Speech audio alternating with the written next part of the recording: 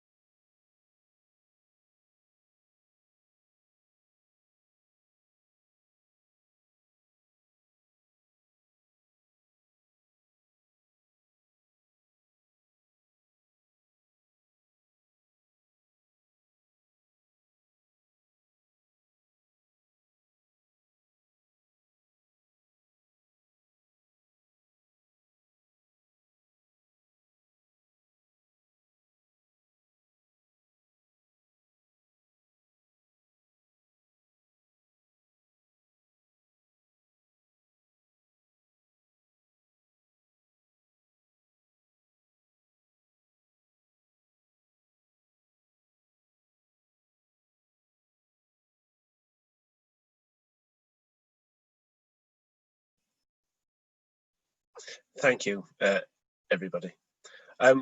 So if we could just, on the minutes of the last meeting, can we first of all agree that those were an accurate record? Can I take an agreement on that? Yeah. Are there any matters arising? Obviously, we noted what Councillor Hurst has said already. Anything else from anybody? No. Okay. So, Chair. Oh, Carlton, yeah. Yeah, it's just following up. Just to note that at that time when we had the meeting, there was a hate crime coordinator, but there is no one now. So just to note that really in these minutes, so we can follow up. Thanks. Okay. Yeah, we'll note that for follow up. Okay. Anything else? No. Right. So what we'll do then is we'll move on to item 7, which is the substantive item.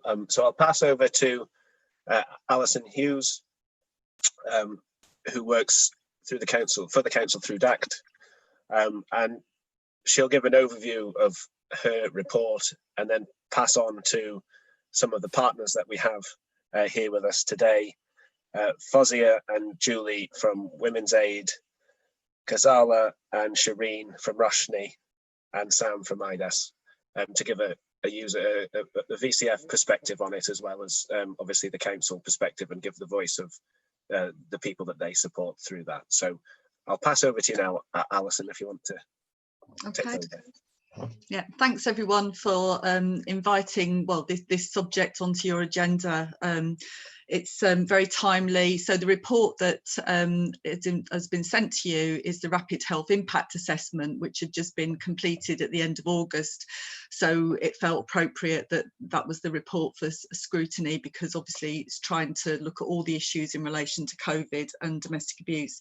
And I want to say thank you to all the partners who helped me with that report. So IDAS and Roshni and Women's Aid and lots of other partners contributed and commented on various drafts of that report, as did council officers, etc.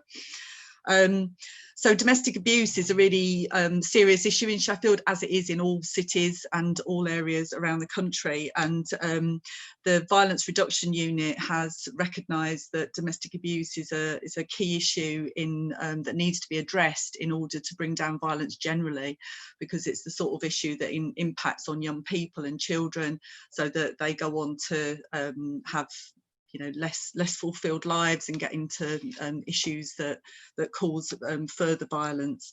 But I also want to say that I think in the last 10-11 years that Sheffield has done a lot around this subject area, which isn't to say that we've got it all perfect and we haven't got it all as completely as we could always do more, but I think that we have improved a lot over the last 10-11 years. So in terms of the report, it's been quite a mixed picture in terms of referrals. Certainly at the beginning of the pandemic, domestic abuse referrals and sexual abuse referrals went down.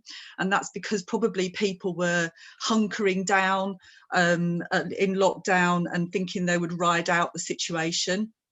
But in the months as lockdown eased, referrals went up again. So June was extremely busy, September has been extremely busy, and that's referrals to IDAS, who are our commission community service. There's been a lot of demand in terms of safe accommodation, so Women's Aid can talk about that, but also the rise in referrals has impacted on organisations like Roshni, who aren't specifically a domestic abuse organisation but do pick up those referrals, and for them there's been an increase in referrals as well, and to various other organisations around the city. And so overall at the moment IDAS are seeing 110 referrals a week, which is quite a lot for, although they're a bigger voluntary sector organisation compared to Roshni, it's still a lot for them to deal with, and Sam will be able to tell you more about that. I think one of the things that the pandemic has highlighted is that we need to, and we've been trying to do this for the last few years, but we need to sort of improve our understanding of domestic abuse. And again, this isn't just a Sheffield issue, this is a national issue. the stereotype of domestic abuse is the woman with the black eye or the broken bone.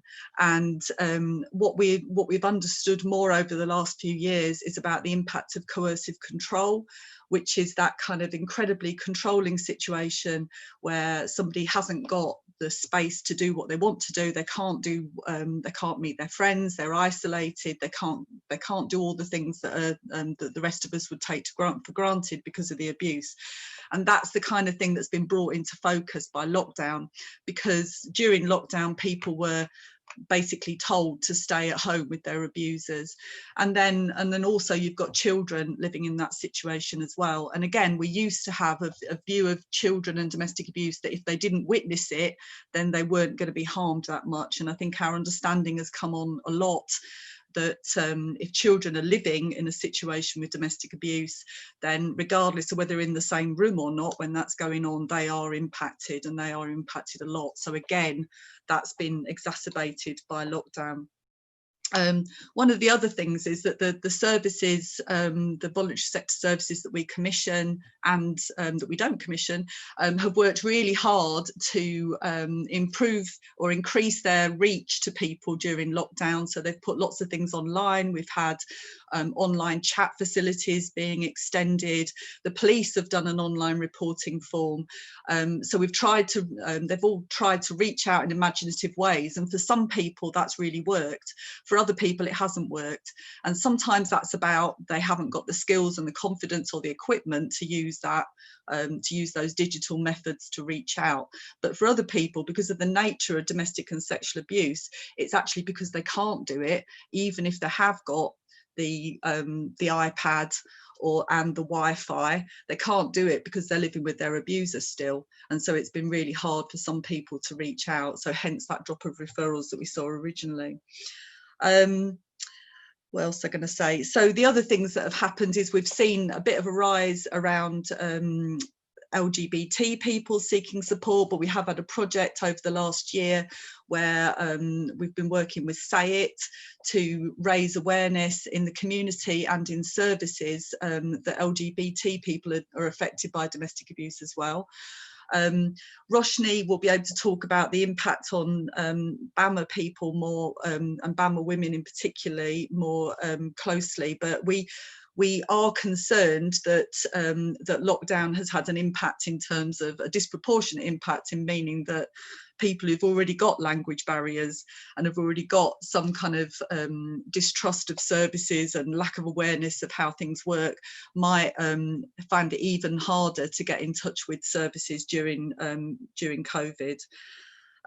Something that I think is worth mentioning as an employer, Sheffield City Council is obviously a very big employer, is that people working at home our staff will also be experiencing these kind of issues. And I think we've just refreshed the domestic abuse and employees policy that's gone up on the into our internal processes very recently, and that's including now that managers need the sort of advice that managers need to think about. So think about checking in with people, making sure that happens regularly, and also just asking how things are at home, because I think probably everybody in this meeting will recognise that sometimes it's been difficult being locked down at home with your family. A positive is that our work around perpetrators has seen engagement increase during lockdown, and that's partly because just a simple thing that we were previously, our provider was expecting people who needed support around their behaviour for domestic abuse to actually go somewhere and have an initial assessment, and actually because of lockdown they've been doing that over the phone, and that's increased engagement. So we've learned some things that we'll be able to put into use in the future. Another issue I'd mention is that we've had an ongoing issue around therapeutic support and a bit of a lack of clarity over pathways, I suppose, between the mainstream mental health services and the small voluntary sector organisations that provide the specialist therapeutic support and counselling services. And I think that's again been brought into relief by COVID, and I think that's something that we need to continue to try and sort out, and I think it's something we need to talk to our colleagues in the CCG about, and it feels like we're a bit stuck on that one. We have lots of pressure on our housing and our safe accommodation services, and Anne, my colleague who works in housing independence, can answer questions on that more carefully than I can. But the choice-based lettings system was frozen, as people will know, during COVID. It's up and running again now. It's starting to get up and running, but that meant that there was quite a lot of sort of blockage in the system, as it were, and that was on government advice, so it's not something that Sheffield did out of line with all the other local authorities, but it just meant that when people are in the refuges, and Fozia and Julie will be able to talk about this, that it was getting harder to be able to move them on, and therefore free up spaces for new people to be able to go into the refuges. Fortunately, at the beginning of lockdown, we secured some government funding, and we were able to start a dispersed accommodation scheme, which we were able to use to find extra accommodation, which was sorely needed, and IDAS were our key partner in relation to that. And we're actually relaunching that next week, because it was initially intended for male victims and GBT victims, so gay, bisexual and trans victims, and but during lockdown we just used it for whoever needed it because of the demand and supply issues. But next week we're launching that, primarily aimed at men and GBT victims. The other thing I'd say, in the recommendations in the report, I think that there's room for making sure that all professionals in the city have access to training, and that some of that should be mandatory. So understanding the dynamics of coercive control is a really big one that I'd want to push. But also I think that there's a role that the City Council can take in leading around promoting healthy relationships as a city, and other areas have done this around the country, and I think it would be really positive if Sheffield could take a lead and say, yes, we want to value relationships, we want to value positive relationships, and this is what positive relationships should look like, and as a kind of positive spin on a response to domestic and sexual abuse. Thank you.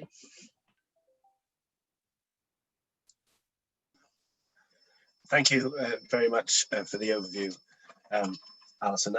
As I said at the start, we'll do now. What we'll do now before we move on into questions is get the organisational perspectives from the three organisations that we mentioned that are part of the group that contributed to the work that Alison's referenced.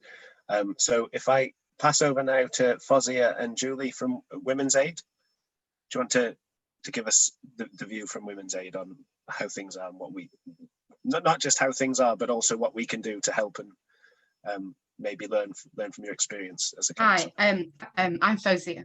I'm Fozia Shabia, and I'm one of the service managers at Sheffield Women's Aid.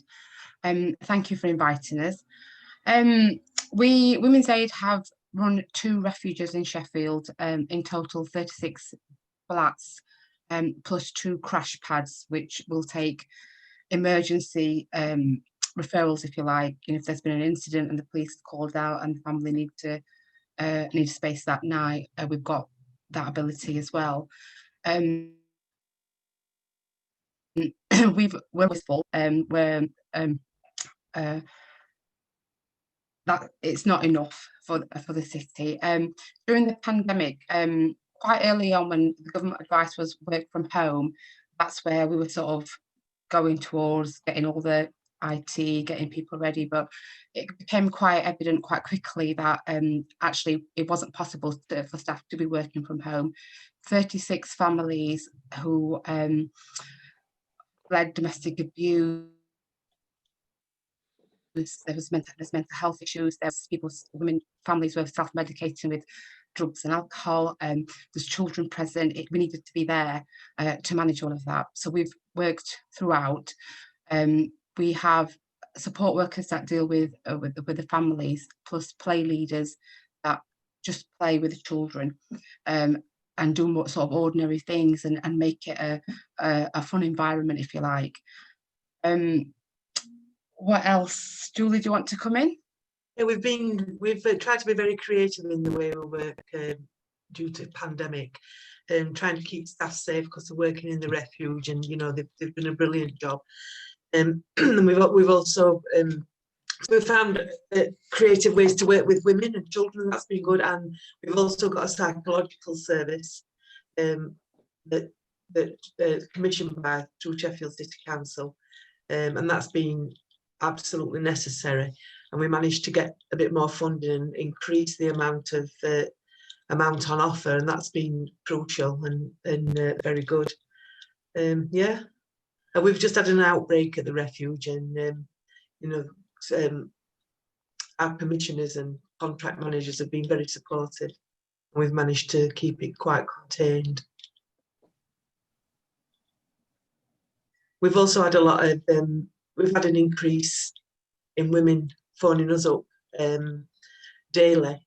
We get 4 or 5 women ringing up asking about you know, saying about domestic abuse, and some really, you know, how there's been coercive control and using the COVID as a way of controlling some of the women. Like we've had a lack of women moving on due to housing, so we've kind of been bottlenecked a bit.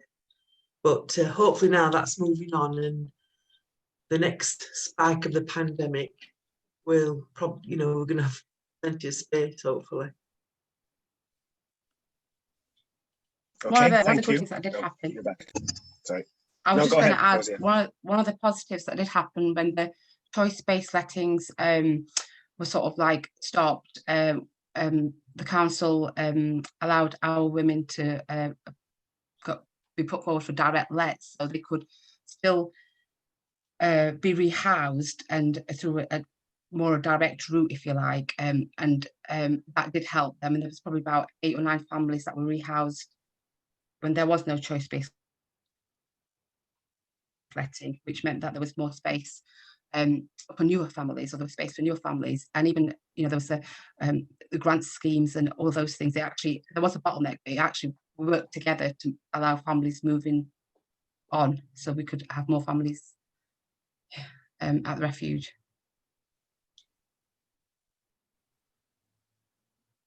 Okay, thank you very much for your perspective from Sheffield Women's Aid. I'm now going to pass over to Ghazala Razak and Shireen Rehman from Roshni to give us their organisational perspective.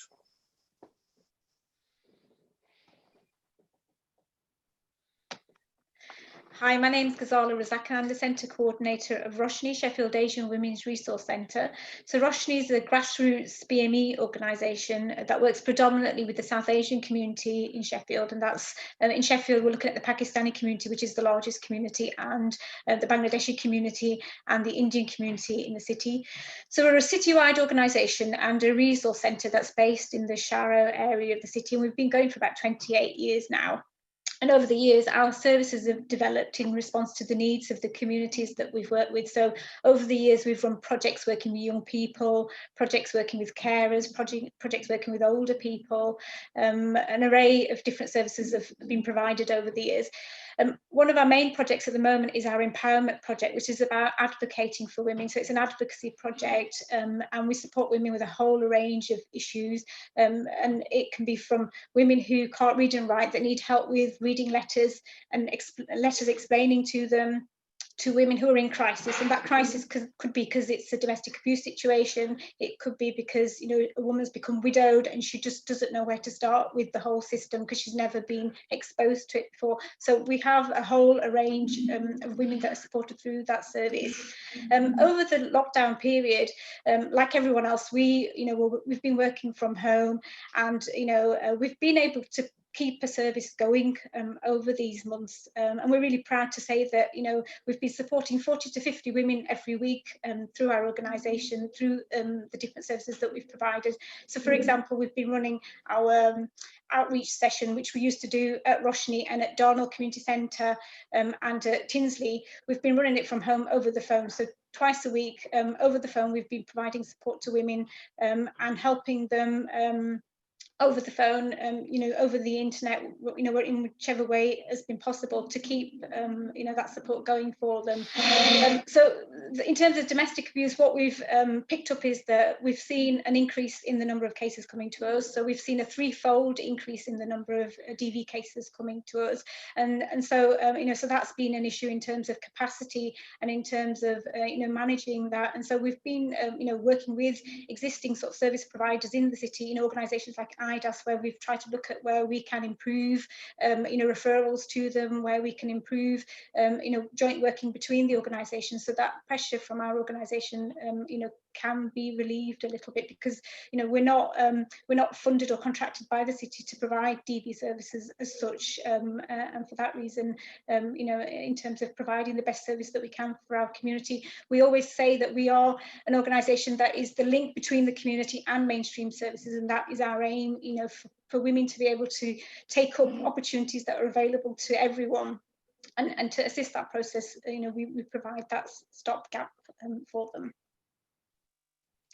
Don't know if Shireen wants to add in anything about her more recent experience of some of the cases of DV that we've had. As part, I'm Shireen Rahman. Hi everyone, and I'm the counselling coordinator at Roshni Asian Women's Resource Centre.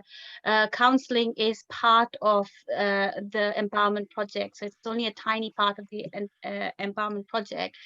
And we have, like Azala's mentioned, we've seen an increase in the number of DV cases coming through, and we've also had lots of counselling referrals coming through with underlying DV, the need to come in for therapy, and they've come in from social services, from the GP, and and it just feels like at the moment we're overwhelmed. We don't have the capacity to take so many referrals on. We have been working right from the minute that we went into lockdown. We have stepped up, and we're a small tight-knit team, and we've all started working online and got access to as many clients as we can.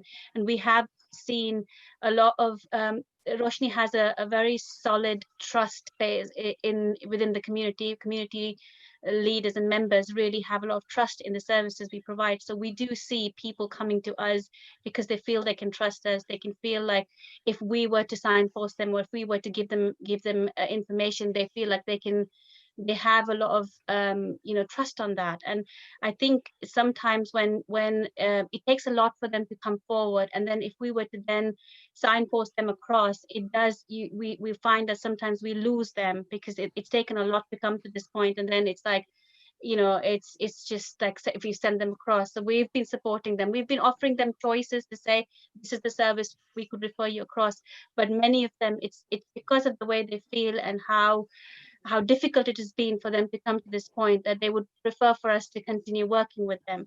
But that's just mean that our workload has drastically increased, and we feel a bit overwhelmed at the moment.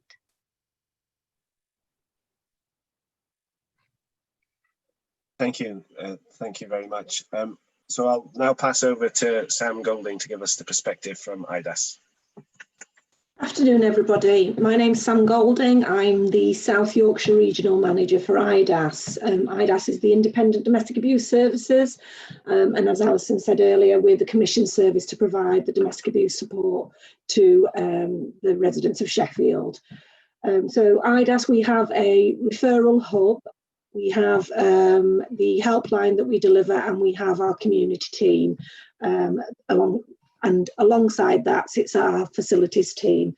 So the work that we've been doing immediately at the beginning of lockdown was very much around what did we need to provide our staff with to be able to mobilise to work from home and follow the guidance that we were issued at that time. So we mobilised quite quickly and made sure that everybody had the appropriate equipment and access to internet, etc.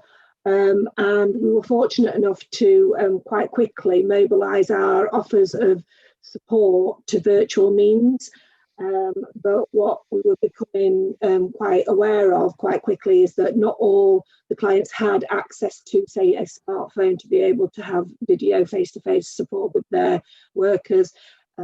We moved our very popular weekly coffee morning to a virtual coffee morning. Who knew you could do that? But it worked really, really well, and was a lifeline to a lot of people that were really struggling with that isolation of what lockdown brought for them. And our group delivery, which was very, very popular as well. We've now mobilised into a situation where we are back into the office space. Throughout lockdown, we did continue to see where safe and where possible face-to-face with clients. That's increased even more now as people have got a little bit more confident in allowing workers into their homes or actually leaving their homes to meet in public areas. So there's been an increase in that. Our busiest week in lockdown, as Alison says, on average, it's about 110 referrals a week. Our busiest week, we received 148 referrals, and there's been a marked increase in our helpline referrals and contacts. And we've noticed that when we've looked at some of that data and analysed it, there's an increase in family members and friends contacting the service for advice and support for their loved ones, and just reaching out a little bit.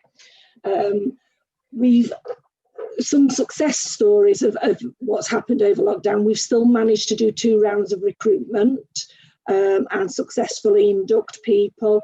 It's very bizarre when you actually interview and induct people virtually, and then now we've got to see them in the flesh when we've met them in the office. It's quite a bizarre experience, but it's worked really well. And following the first round of successful recruitment, we thought, well, it's worked quite well for employing staff, so why don't we try and do some virtual recruitment for our volunteers? Because we have a healthy volunteer uptake, and that's also worked really, really well. And they've been a real godsend, actually. I'm not suggesting that they in any way plug the gap that Alison mentioned in relation to that recovery work and move on and the blockages for some mental health work. But they've got the time to do that befriending, that listening ear, that going for a walk around the park, that helping them explore what's available to them in their community. So that's been working really, really well. And we've now, this morning, our coffee morning reverted back to face-to-face, and we had a very successful coffee morning this morning where some people were able to actually physically be together and just have that emotional support and lean on each other.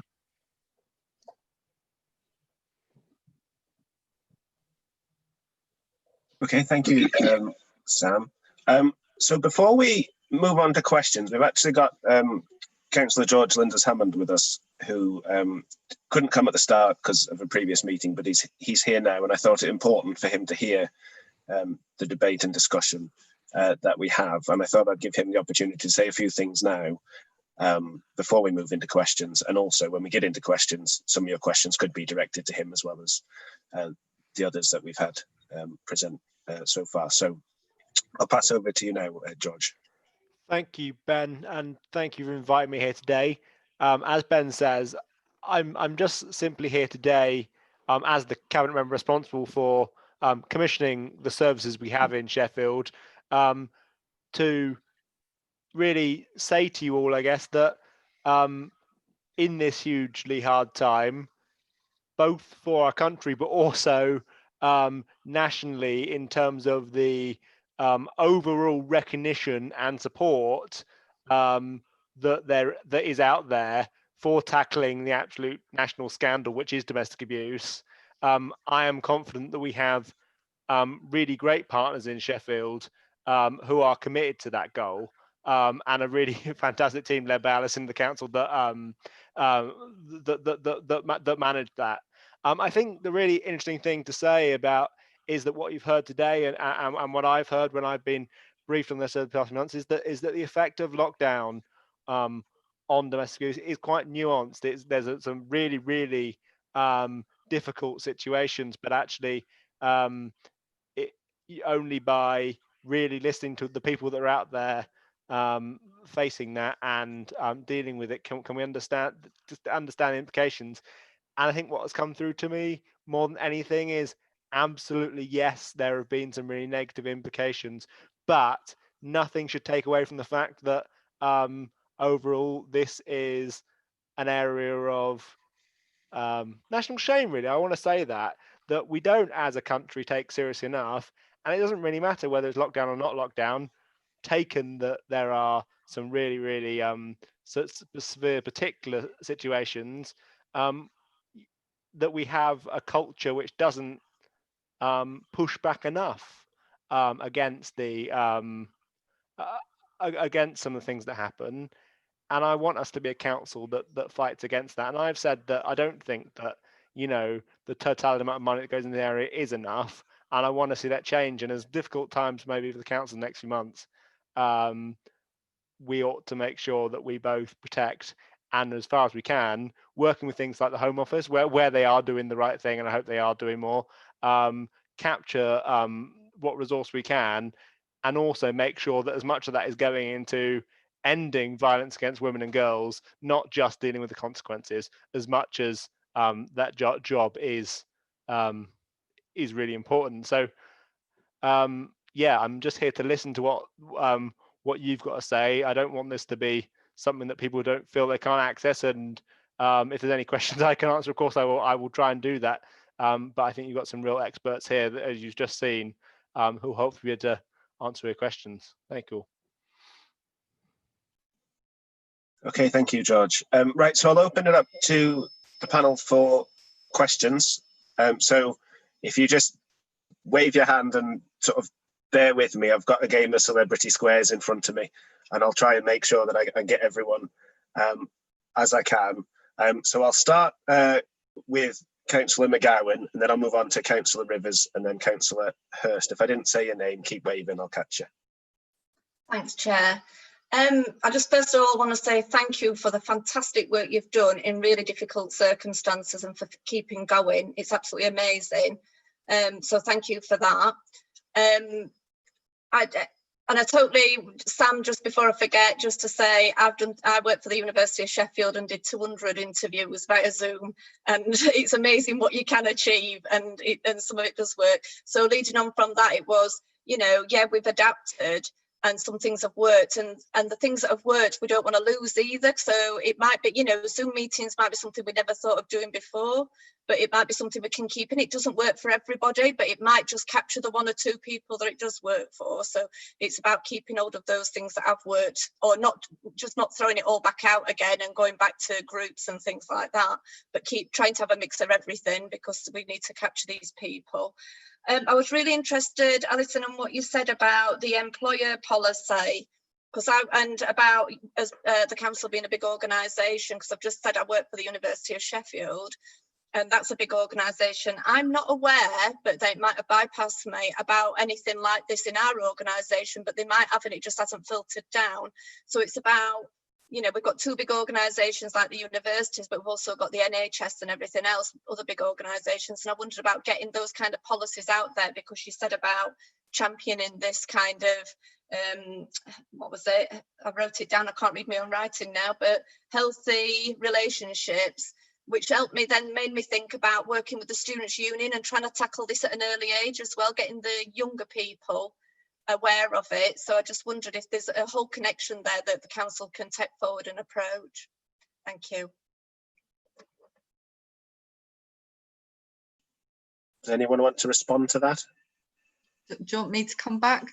Yeah, I think that's a brilliant idea, Karen. And yeah, why don't we talk to each other outside of the meeting? But in terms of the employers stuff, we're just working on a page to go on the DACT website, which is our service user public facing website, where we'll put the new SCC policy, but also some of the good practice stuff that we've used to come up with that, and then we'll promote it round to different organisations around the city. Yeah. Okay, thanks, Alison. So yeah, Councillor Rivers, do you want to go ahead with your question? Thank you, Chair. First of all, thank you very much for all you do. I was sitting here and thinking, who is looking after you when you're looking after everybody? So thank you very much for all you do. Some of the things that we had to deal with during the lockdown, we're working on with different issues and different areas as councillors and elected members, we know that we can rely on people like yourselves, but we also need to think about how you're doing this and how we can support you. One of the issues that stands out for me is Roshni. Although you said that South Asian women usually subscribe to your services, I think you go beyond that. I think there's lots of other BME communities who subscribe to your services, and you've supported throughout the existence that I've worked with some of you very closely. And during this lockdown, I did come across some of people that I supported across the city that you were supporting as well. So thank you and well done to you all. My question for Roshni is, have you received any support because of the COVID-19 affecting the BME community a lot more?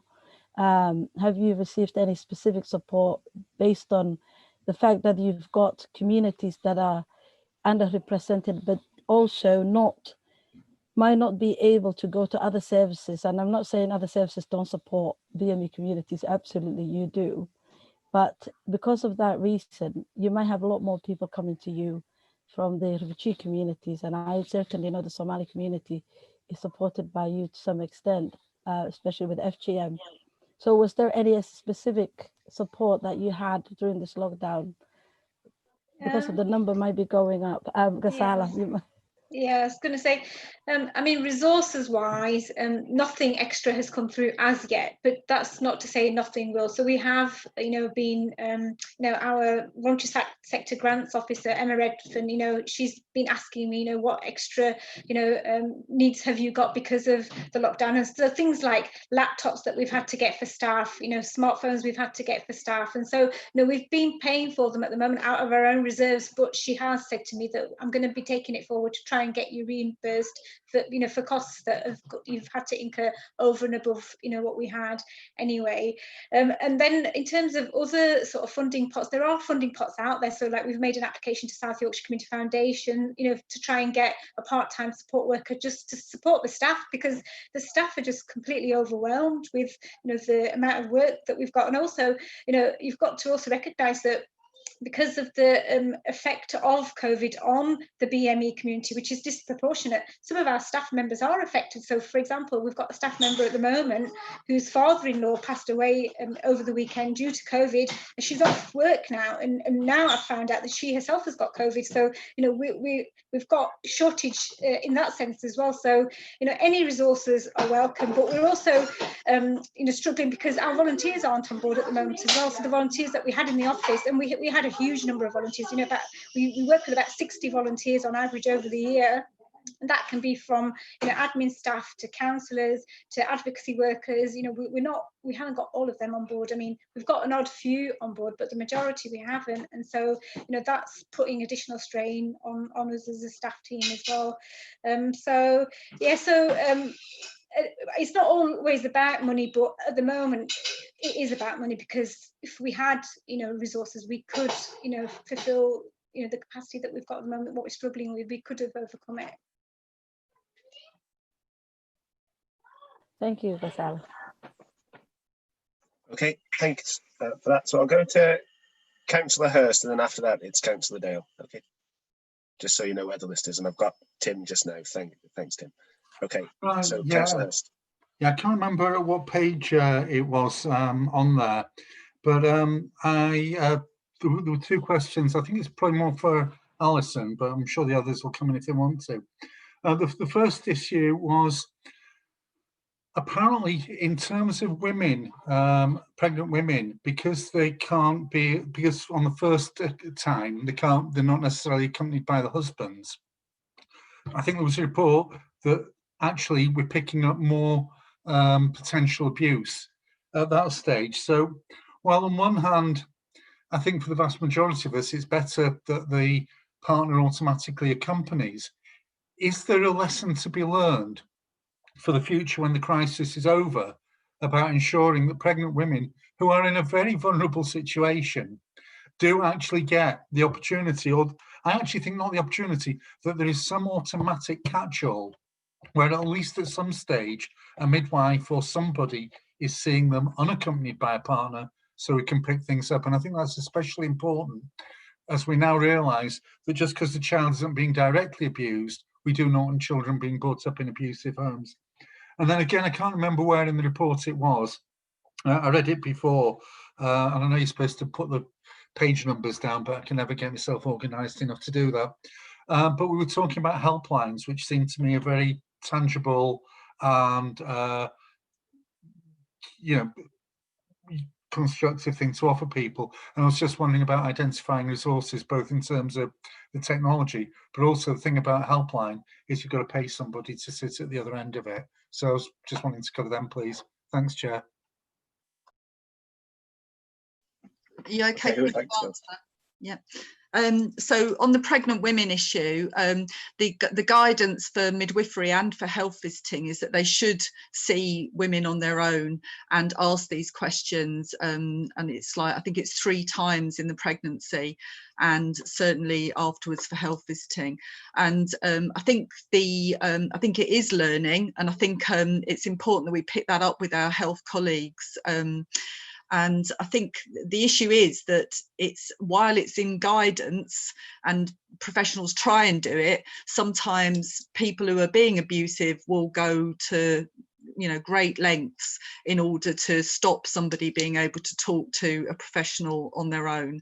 And I think that COVID has given that extra impetus for health professionals to be able to say, no, I'm sorry, you can't be there because of COVID. It's like an excuse. So I think you're right, it is learning. I think we do need to take that up with our health colleagues, so I'll commit to doing that. And something post-COVID I was going to ask. Sorry to interrupt, but I think I want to see it should carry on afterwards, I think. Yeah. So I will pick that up. In terms of a helpline, we do have a local helpline in Sheffield that IDAS deliver for us, and that's available at the moment from 8 AM in the mornings till 7 PM in the evenings, 5 days a week, and also on Saturdays. And IDAS are doing a consultation at the moment with their staff about trying to extend those hours. So the plan is to extend those hours. There is a national helpline, and a lot of the stories in the media about the rise of domestic abuse have been about the national helpline figures. Unfortunately, the national helpline signposts people to local services rather than refers, if you see what I mean. So there's not a real warm handover. So although the national figures have been high, what we haven't been able to see is those referrals coming through on a local basis. So really what we want to do is ask everyone to promote the local helpline rather than the national helpline, and the national helpline should be sort of last resort, if that makes sense. So, but we're very pleased that we've got a local helpline, and what Sam was describing was that the local helpline is now offered safely in a socially distanced way in an office, which means it's a lot more robust than when it had to be in people's homes. So we're really glad that that's back in an office. Okay, thank you. I'll pass on to Councillor Dale and then Councillor Huggan and Councillor Auckland. Thank you, Chair. Again, as Councillor McGowan said, I would really like to thank everyone. Working in third sector myself, I know how everybody's just kind of battened down the hatches and got on with it over the last 6 months and worked really, really hard and gone above and beyond the call of duty, really. Absolutely commendable. One of the questions I have got, something I witnessed before COVID actually, and I'm concerned about this moving forward, is when women flee domestic violence, they're often rehomed and they have to move beyond their community. So they have to move outside of their community, and they may be placed in a community that doesn't have the infrastructure that is necessarily culturally appropriate. So, you know, they might work into a predominantly white working class community where there are no women only groups and spaces where women can meet within their new community. And I just want to know how we can work together to implement that change. So within our communities, who would I'm reaching out really, who would I go to if in a community that I know of where we've got women from BAME backgrounds, Muslim women moving into a community where I could offer that support and a safe, who would it be? Roshni that I would come to for that, to try and get that set up. And then also with regards to the the domestic violence that men are, I'm staggered at 71% rise, you know. It really worries me. And the question for me around the safe zones is my concern around capacity. And do you feel that we have enough capacity, and will we have enough capacity moving forward? And if not, what do we need to do to ensure that men also have safe spaces to go? Thank you. Would you like me to answer that or respond to that? Yeah, yeah. I mean, I think capacity is a concern. We ventured into this new service really just before COVID raised its head. So we had identified in the domestic abuse strategy that there was a gap in specific services, specialist domestic abuse services for men, and we've managed to get some funding from central government, but which is only temporary, to set the service up. That funding has enabled us to set up about 8 places, but over the lockdown, as Alison mentioned earlier, we have actually set up 18 new refuge spaces that are spread out across the city. Now, some of that we've been able to do because IDAS and Women's Aid were also able to apply for additional funding that was directed towards the voluntary sector. But it is a new venture. We've got some idea from our homeless services around men approaching the council, but the way that we look at, the way that we identify what those needs are needs to be improved a little bit. So I think what we're doing at the moment really is we're launching next week the service for men, and we'll need to continue to monitor that. And we will also be, over the next 6 months or so, looking at reviewing our needs for domestic abuse refuge type accommodation, ready for when we re-tender that. So some of what we'll be doing there is looking at numbers and needs, and we've already started conversations with Councillor Linda Hammond around potential needs in there, and hopefully the government might enable us to have that funding again next year or the year after. But it would be useful if we could have you know, longer term funding rather than it be annual. Thank you. Can I just say something about the BAMA women, Dawn, just to come back on that one? I mean, I think that it's really brilliant that IDAS and Roshni are working more closely together now. And I think that there are other organisations as well. So SOAR have always offered a women's group in sort of Fir Vale, Firth Park area. So there's different organisations running different things in different places. So ShipShape also offers some support. And I think what I want to do over the next period is try and pull that together a bit, so that we can try and so the organisations can complement each other. And it's not about saying there's I mean, IDAS are commissioned to do the domestic abuse support. I think it's really important that organisations like ShipShape, Roshni, all these other organisations are able to kind of have an understanding with Roshni about what they keep and what they pass on. And because there's going to be more demand than supply, basically, you know, unless we have a massive change in government and funding and etc.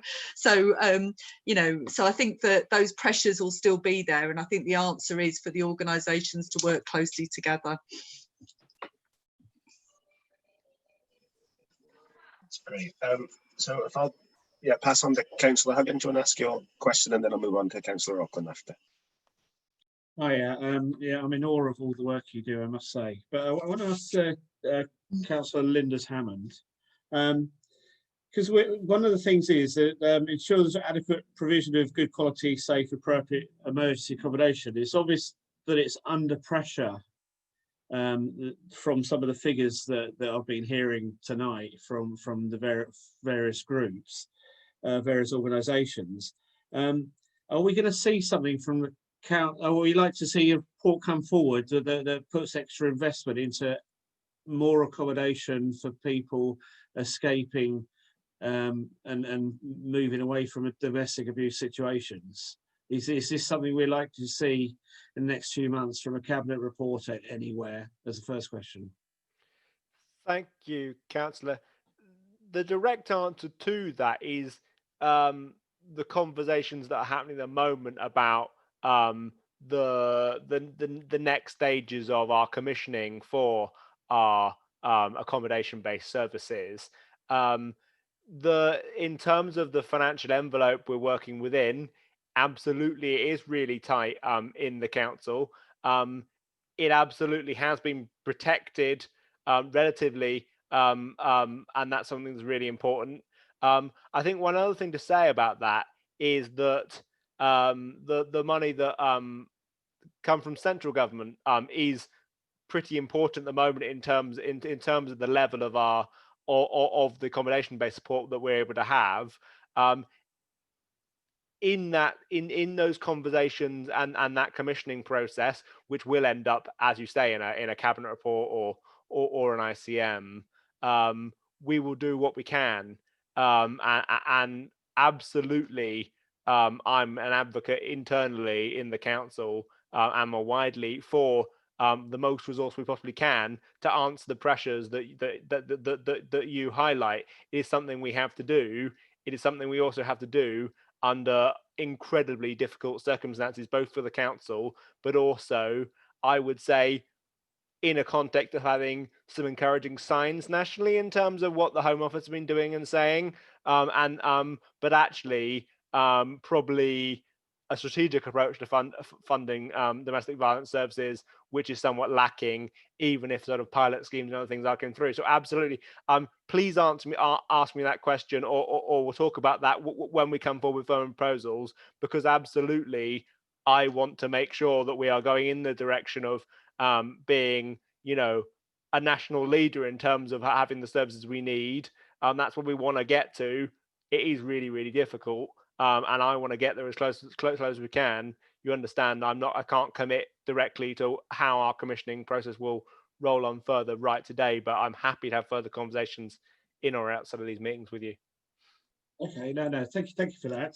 The other thing is, further on, I think it's on page 23 of the report, you're talking about, there's talking about, I'll read it out, prevent domestic and sexual abuse in the future by increasing understanding of the dynamics of abuse. Is there a body of work going on within Sheffield? Because I see we're taking on reports from outside, so obviously we're not trying to write it from scratch. But is there a body of work going on that will come forward with suggestions and actions? Because this is sort of talking about pre-actions before they happen. Is there something that's being pulled together, either under the umbrella of the council or under the umbrella of the different domestic abuse organisations? Alison, do you want to answer that in more detail? Yeah, there's lots of work going on. We've got a comprehensive strategy that there's a link to in the papers, and that's on the DACT website, and it's a strategy that was signed off in 2018.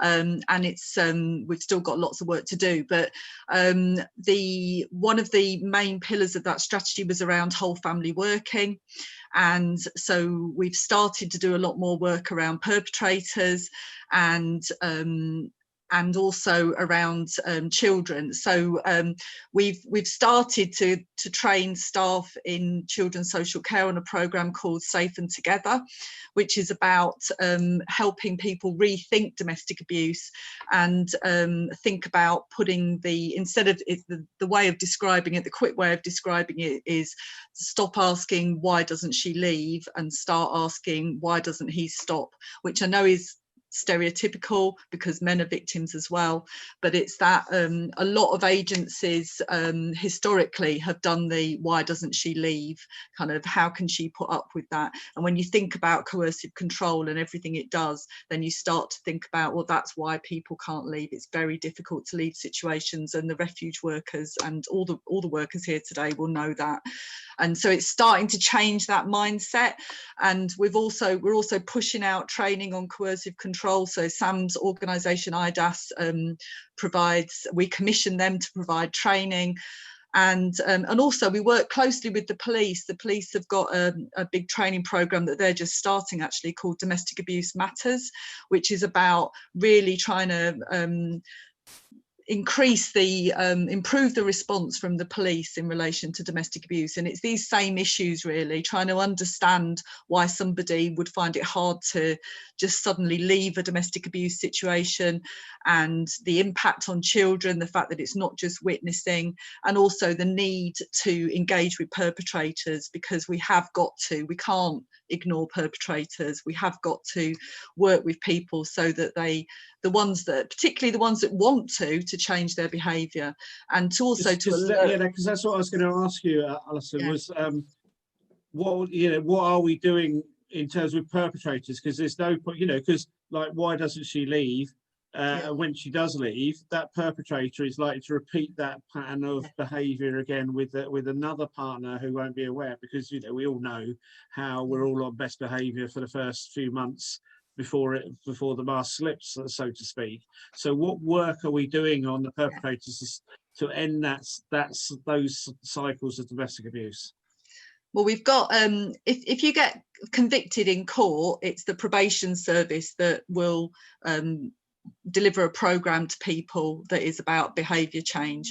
But what we've got now over the last couple of years is we've commissioned, and this is across South Yorkshire, so it's quite sort of revolutionary, really, because we are working with the other authorities in South Yorkshire and the Office of the Police and Crime Commissioner to commission a programme that's for people who just want to change their behaviour, whether or not they've been convicted.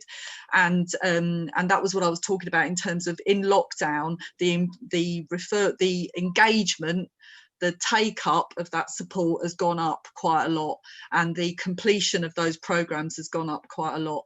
And it's been the community rehabilitation company that's been delivering that for us, and they've been really imaginative. They've got a YouTube channel that anybody can go on to, and they give hints and tips and talk about, what abuse looks like, how to regulate your behaviour, how to think about abuse.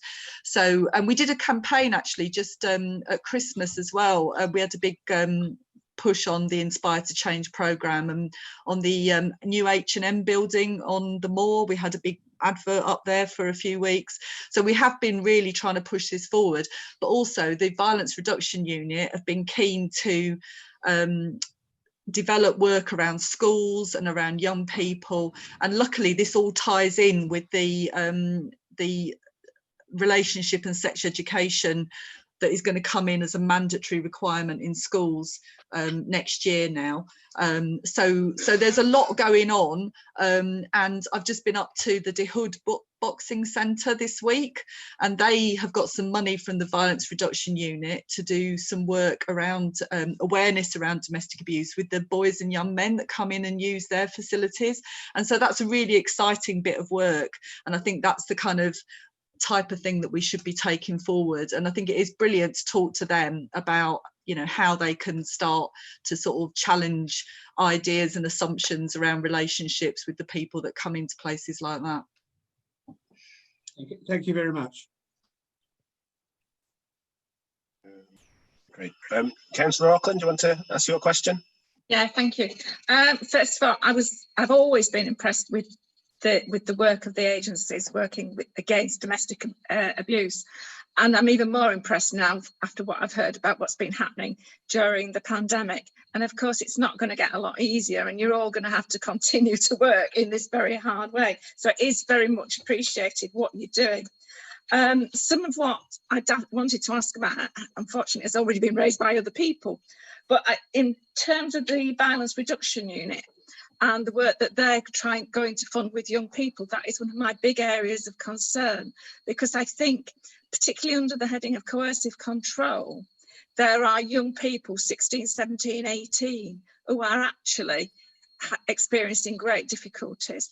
You talked about some work being done in the schools. I'd be interested to know a bit more about that. When is it planned to start? What else is happening? The other thing I wanted to ask about was contacts, because we've been using sort of our local information distribution points to sort of put out information about how you get in touch, how you can contact people if you are a victim. And I just wonder if we could be circulated with something that's very up to date, because we've heard that there's been sort of changes in hours, working hours, maybe changes in contact numbers. So I think that would be really useful to have direct to each individual councillor. So thank you for everything that you do.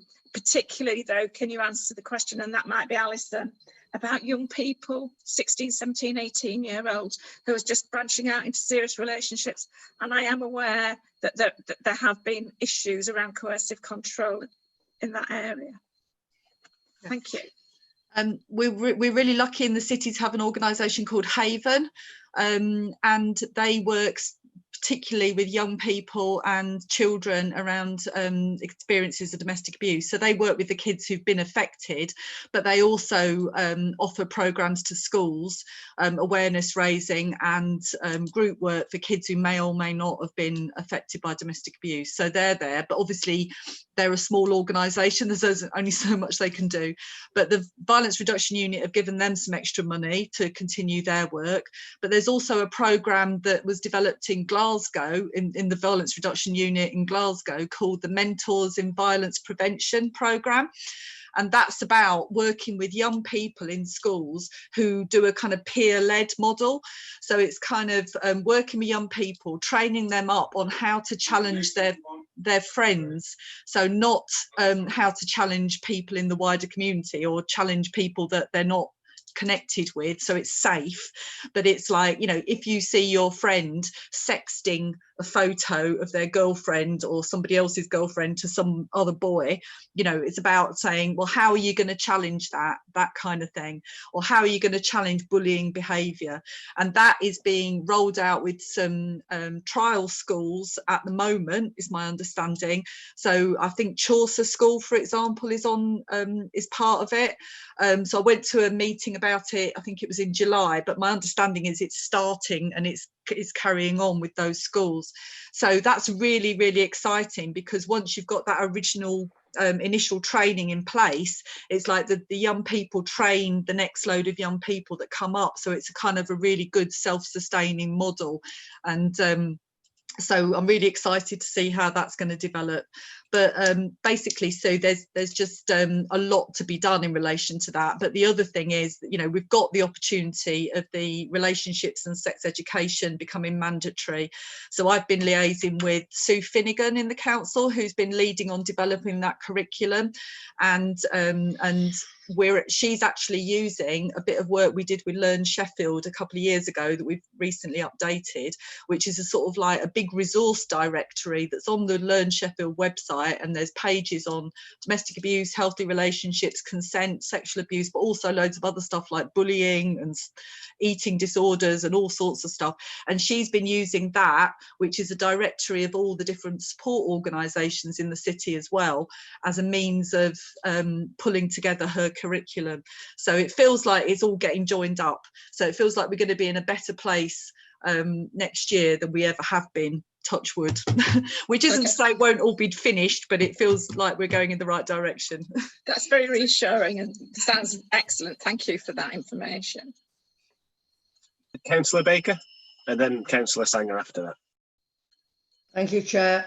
Actually, Sue's asked my question. It was up-to-date contact list, because as you've all said, things have changed and we need to know. But I'd also, with your permission, Chair, like to say thank you to you all for everything you've done in some very extraordinary circumstances, particularly through COVID. And a lot of you have been doing it for a lot of years. And I've seen, Alison quite well, I've seen a lot of you. So thank you for that. But would you also pass on our thanks to all your staff and volunteers, the people that help and support you? They've been going through difficult times as well. And I'm sure in a lot of your cases, your families have been supporting you as well. So thank you ever so much for everything you do. You make a difference and you help other people make a difference as well. So thank you. Thank you, Chair. Can I just come in, Chair, if that's okay, about the contact? So at the beginning of lockdown, we did quite a lot of comms in relation to how to contact the service, and we're revisiting those. But actually, and I forgot to mention it when I was doing the update around IDAS, I've got a bit of an ask of the panel, really, because what we're about to do is revisit some of our COVID-related posters that we originally had around how to contact services, you know, who to contact for particular incidents. And what we're developing is some information boards, you know, kind of like the waist high outside shops, concrete base type thing. And we're going to have 10 different boards that we will move around the city. And if people have any ideas of any local post offices or shops or things that you think actually that would be a really good place to have it at any one time, and we're going to be moving them on a rota basis, then please, if you could just drop me a line and let me know, you know, maybe nominate an area or a place. We are going to have them in various different languages as well. So, you know, just really helpful to, because you guys know the city better than I do as to where that might be. Thank you. Thanks, Sam. I think what I might do after the meeting is email all 84 councillors, letting them know that and asking them to get in touch with you, because they'll cover different geographies than just those of us in the room. And I think that would be really worthwhile doing. So I'll do that. Yeah, Councillor Sanger, do you want to go ahead with your question? Thank you, Chair, and obviously echo what Penny's just said, and thank you to everybody who's doing this work at the moment and over the months and years. And clearly the last 6 months has been difficult. I think my number one concern is that we've all got a difficult winter ahead of us, and I just wondered what were the key challenges and how much more what else the council can do to join the services up. And I know historically we've had issues about refuge places. I was just concerned in terms of the report about there was additional funding from the Home Office that was coming to an end, what we were going to do about the dispersal schemes when that particular funding came to an end. And do we feel there's sufficient funding in place and sufficient partner support to get through if we have another 6 months of lockdown, given the increases that you've reported today? Who's going to come back? Well, yeah, either of us, I suppose. I think the funding we've got lasts until the end of March. We are hoping that you know, prior to that there'll be some further announcement to extend that, but it will get us through certainly this winter. And we have, you know, we have managed to increase our refuge provision by over 1/3. So there's 18 additional units. Now that was quite a difficult task, sort of April, May, when we were setting it up, and we were right in the middle of lockdown. And we've, you know, our partners who were Target Housing, who actually have identified the properties for us and managed the properties, and then IDAS and Shelter, who've also helped us out to provide the support. So they did a really good job, but we were sort of building up those extra units during the worst time of the lockdown pandemic, really. So I think we're probably in a better position now, coming on for winter, than we were at the beginning of this. And it's also fair to say that, you know, there are other types of supported or temporary accommodation in the city, and our homeless services also you know, in a position where if they can, they'll move people who are doing a more planned move straight into their own accommodation. But I think in terms of certainly, you know, hoping that government funding will continue, and any sort of support, political support for that, would be really helpful. Yeah, I mean, I think that was really the point. I just don't want funding to suddenly come to an end in March, because clearly we are making real progress in this city on these issues. And despite the increase in numbers, the partnership has delivered a really good service to these very vulnerable people at this time of need. Thank you, Councillor Price. Yeah. This may be inappropriate for the scrutiny board, Chair, but I've got to get Wouldn't change.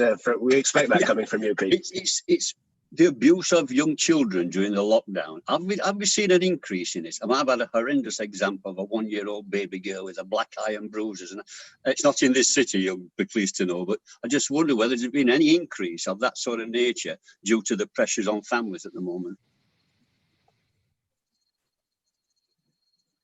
Well, I'm not the person who's the expert on it. However, I do link in with the Safeguarding Hub, and I know that they have, again, similar to the domestic abuse services, they saw a dip and then it's gone up again. So I think that the pressures of lockdown have affected all sorts of family dynamics, and I think that it has been harder for people to reach out for support and for children to reach out for support and to get support as well, because children aren't going to be able to get support very easily on by remote means, are they? Especially if they're a young child. So I think it is something that is something to be aware of. But I think, you know, if they're not at school, they're in the home, and nobody ever sees them. It's the 1-year-old child. Exactly. So I think I think there's been some learning for various services that will hopefully inform us if we go into a further lockdown. But I'd suggest that you talk to people in children's about that, because I think they'll be even better to, you know, that's just my impression of it all, but I think they'd be better placed. Okay, thank you. So it's just me now. I've got a couple questions. One focusing on potential perpetrators. So you've talked about the stuff at schools, you've talked about going to the Hood and the Glasgow model. I just wondered, do we do any work to try and identify people that might have characteristics of a potential perpetrator? So people who haven't actually committed domestic violence yet, but there must be someone who's done research to say these are some common experiences or common characteristics. And so to my mind, possibly people who have been on an anger management course or in a stress control. Do we map that type of thing?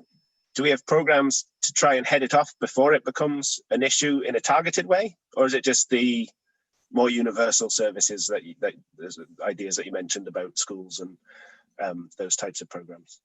Yeah, I think at the moment it is the more universal stuff. I mean, I think we're quite new on our journey in supporting perpetrators in Sheffield, and I think that you know, so I think that embedding those services for identified perpetrators is where we're at the moment.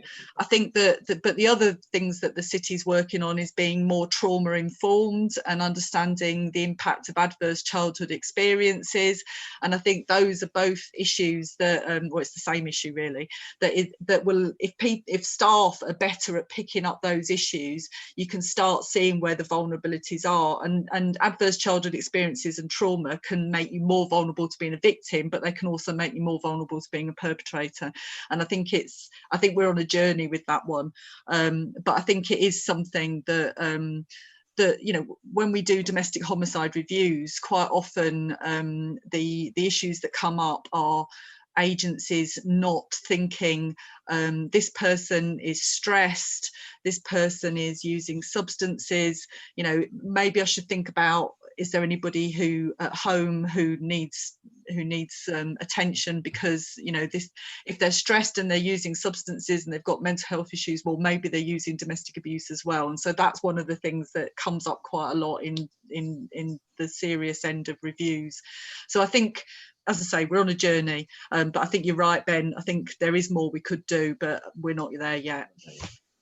Okay. Although the police are doing some work on trying to identify serial perpetrators and trying to manage the kind of high end, but that's not the preventative stuff as yet. Sam? One of the things that we're working on at the moment, so part of our commission is to do briefings at GP surgeries and practices, which is a universal service available to everyone, obviously.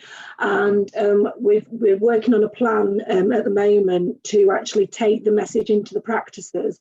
And part of that will be actually also not just focusing on the referrals into services like ours, but also if there is a patient that is sharing with their GP that they are feeling stressed and they are, you know, struggling with their mental health and things like that, or as Alison says, any other, you know, substance or alcohol issues, that we have in their mind to be professionally curious about actually is there a conversation to be had about referring into some of the perpetrator work, or at least having the conversation in a preventative way rather than reactive?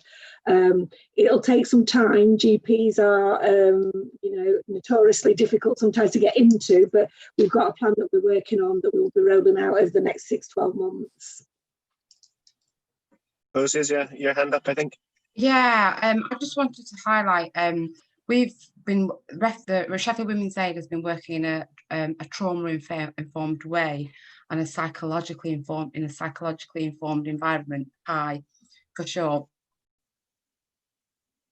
for a few years. And anecdotally, we've noticed that actually the more adverse childhood experiences, or ACEs, have, which are vulnerabilities, if you like, you're more likely you are to either become a victim or a perpetrator. So we've actually been successful recently with the from the Violence Reduction Unit in getting £15,000 to do some work around parenting.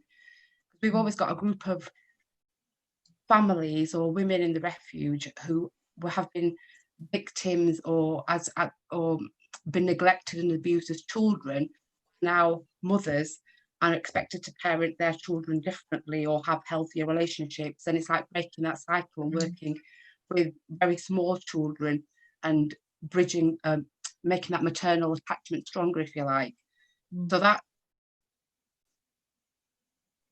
that's quite new and exciting for us, but it's sort of something we've recognised in the refuge, because we have hundreds of children coming through our doors every year, and the funding that we get is completely it's grants, it's children in need, or it's a small pots of money like this, John Lewis, that kind of thing, rather than any core funding from the council, which is something that we want to change.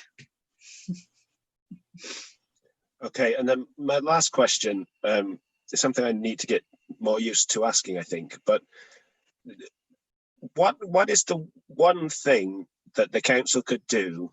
If we could change one thing, what would that be that would most help you to help other people facing domestic violence? If we could do one thing differently, whether it be, well, whatever. What's that one thing for your organisation? I know I'm part of the council, but can I have a go? Yeah, sure. Well, I personally, I think that some kind of leadership kind of, let's take a stand against domestic abuse. Let's have positive relationships in Sheffield. Let's talk about what positive relationships are, I think would be good. But I'm sure the services have got other things to say. But actually, making a stand as, elected representatives, as council leaders, and saying we don't want this in our city. We want to front up, that we should be having positive relationships.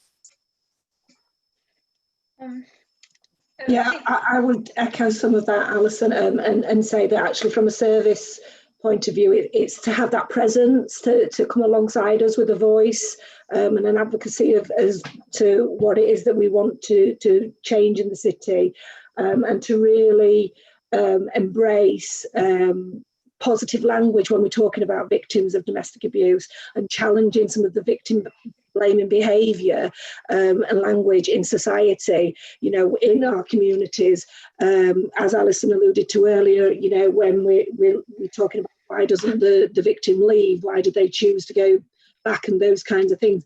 And we've all got our own communities, we've all got our own families and friends where, even if it's just starting in that very small place of challenging some of the language, what we just go to because it's acceptable, I think is a really good starting point, because then eventually we all come to be saying the same thing. Okay. Because I was going to say, within our organisation, I think an ideal situation would be if we had a Pacific worker that dealt with domestic abuse. That was their remit. That would take the pressure off the rest of the team in an ideal world. But also, talking about perpetrators in the city as a whole, I think this is, there's a huge gap in services for BAME men as well, in terms of doing some of that, work with perpetrators and some of that preventative work. I think there's a lot of work that could be done there to prevent the situation that we end up with, where we have the lack of education and some of that support work that could be done to prevent domestic abuse in the first place would be welcome.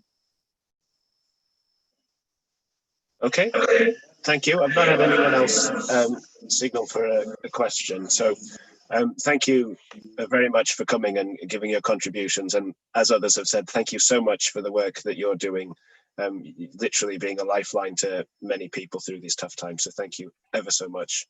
And I'll join Penny in clapping. I know you probably can't hear it so well, but there you go. Thank you for inviting. It's a really heartfelt thanks from all of us. I think that's universal from the committee. So, councillors, we were asked just to note that. Is there anyone that wanted to make a recommendation on the back of that? Obviously, I've committed to emailing all councillors about Sam's request for a location. I personally don't feel there's the need for any direct recommendations off the back of that, but if anyone has one. No? Okay, thanks. So we'll move on to the next item on our agenda, which I've just moved away from, which I believe is over to Deborah to talk us through our work programme going forward. It is, Chair. I'm seeing, I was about to say, do you want to let everyone go, but they're all going. They're going. Thank you, Chair. Apologies for the lack of the usual formal work programme, because we haven't got a set programme of dates yet. We're hoping to get that firmed up for you as soon as possible, and I mean literally imminently. But we are working towards putting all of the scrutiny committees back on a regular meeting footing as it was pre-COVID. But we have, through discussions that have taken place so far, we have got a list of suggested items which I can run through with members right now. So we focus specifically for all of the scrutiny committees on COVID-19 related work programme, because obviously that's been the focus of the work that has brought scrutiny back into action again. And the list that I've got in front of me is social housing, homeless and people without recourse to public funds. And then we've also had a couple of suggestions that have come in from members of the committee recently.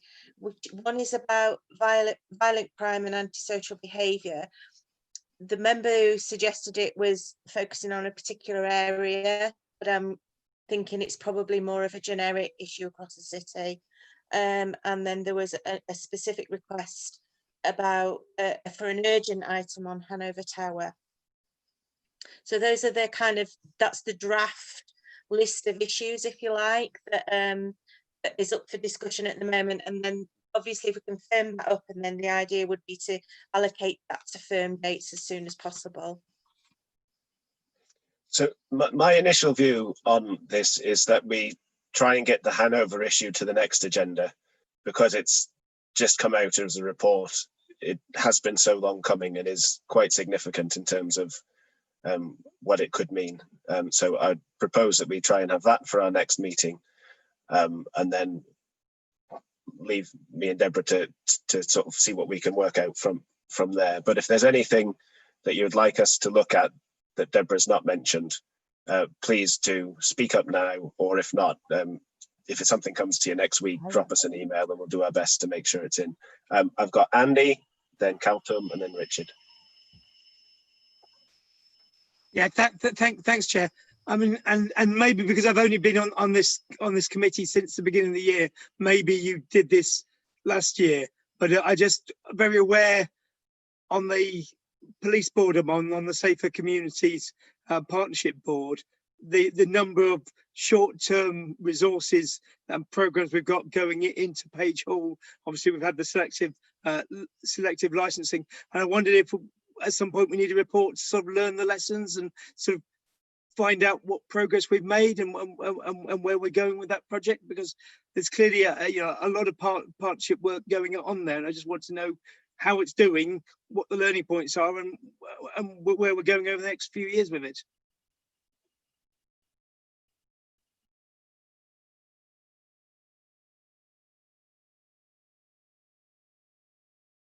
You're muted, Ben.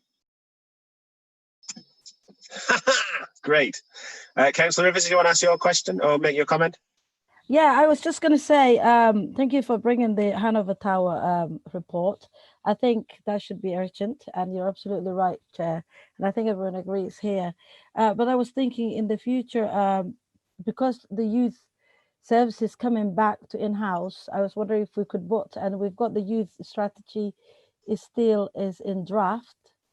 Could we put that in the future discussion as well? Obviously not before the Hanover Tower report, but just to include that.